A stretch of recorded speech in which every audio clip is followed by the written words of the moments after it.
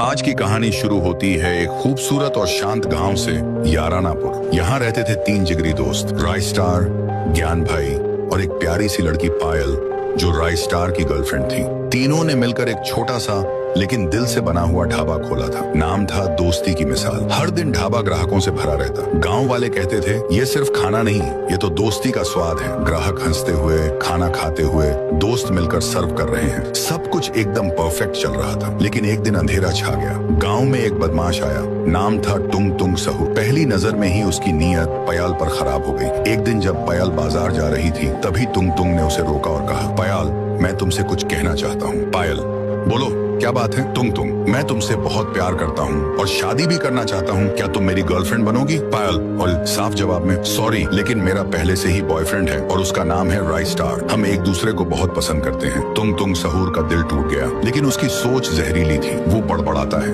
अगर पायल मेरी नहीं हुई तो मैं उसे किसी और की भी नहीं बनने दूंगा। उसने एक शैतानी प्लान बनाया। अगले दिन रात को ढाबे का काम खत्म हो चुका था। राइस्टार ने कहा, पायल, मैं घर जा रहा हूँ, तुम और ज्ञान भाई ढाबा बंद करके आ जाना। राइस्टार चला गया। पायल और ज्ञान भाई ढाबे का काम समेटने लगे। तभी तुम सहूर ने एक मौका देखा।